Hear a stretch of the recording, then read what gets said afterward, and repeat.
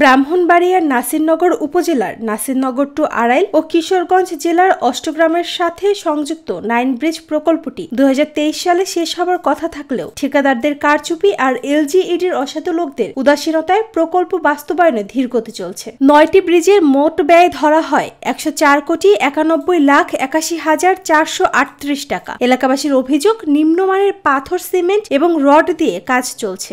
ব্রিজের মধ্যে অনেক কাজের মধ্যে দুর্বলতা আছে।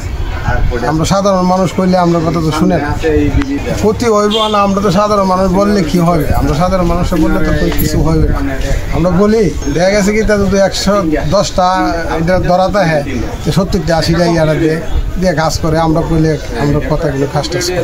প্রকল্পে ব্যাপক অনিয়ম ও দুর্নীতির অভিযোগ উঠেছে। বহুদিন আগে কাজ শুরু হলেও আজও শেষ হয়নি সেসব সেতু নির্মাণের কাজ। নিম্নমানের কাজের কারণে জনগণের দুর্ভোগ দিন দিন বেড়েই চলেছে। দ্রুত কাজ শেষ করা, অনিয়মে জড়িতদের বিরুদ্ধে কঠোর ব্যবস্থা গ্রহণ এবং ভবিষ্যতে প্রকল্প তদারকি জোরদারের দাবি জানিয়েছেন এলাকাবাসী। একটার জায়গায় আমরা অনেক কিছু অনিয়ম আমরা বাসায় বলতে পারবো না। আমরা দ্রুত গতিতে আমরা ঊর্ধ্বতন কর্মকর্তাদের মাধ্যমে আমরা চাই যে জিনিসের সাথে তাড়াতাড়ি আমাদের কাজটা চলে। আমাদের নৌকা যেতে পারে না এদিক দিয়ে নৌকা খুবই ইম্পর্টেন্ট বিষয়টা, যাতে আমাদের দ্রুত কাজটা করে। এলজিইডির দায়িত্বপ্রাপ্ত 9 ব্রিজ প্রকল্পের কনসালটেন্ট মোহাম্মদ আব্দুল মোতালিব বলেন, 50% থেকে 70% ব্রিজগুলোর কাজ পরিকল্পনা অনুযায়ী এগিয়েছে। বর্ষা মৌসুমের কারণে সামান্য কিছু প্রতিবন্ধকতা সৃষ্টি হলেও ধাপে ধাপে সব কাজ সম্পূর্ণ হয়ে যাবে। ওই প্রকল্পটা আমাদের খুব কাছাকাছি সময় শুরু হবে। এটা কয়েকটা মিটিংয়ের ইস্যু, তো আমরা সময়ের স্কেলে যদি বলি, টাইমের স্কেলে বলি, সেটা আমরা আপনার কাছে সঠিকভাবে রাখতে পারবো না। এই ধরনের কোনো ইস্যু যদি আসে অবশ্যই ব্যবস্থা নিব। ঠিকাদার তার নিজ দায়িত্বে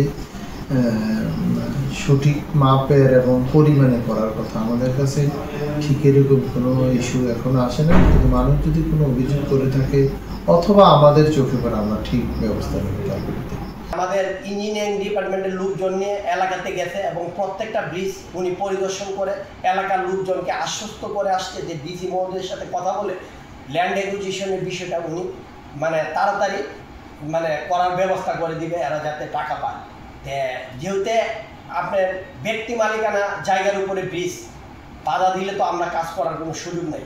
আর ডিপার্টমেন্ট যতক্ষণ পর্যন্ত আপনার অধিগ্রহণের টাকা না দিবে, ডিপার্টমেন্টে তো কোনো কিছু বলতে চাচ্ছে না, এরাই যাইতেছে।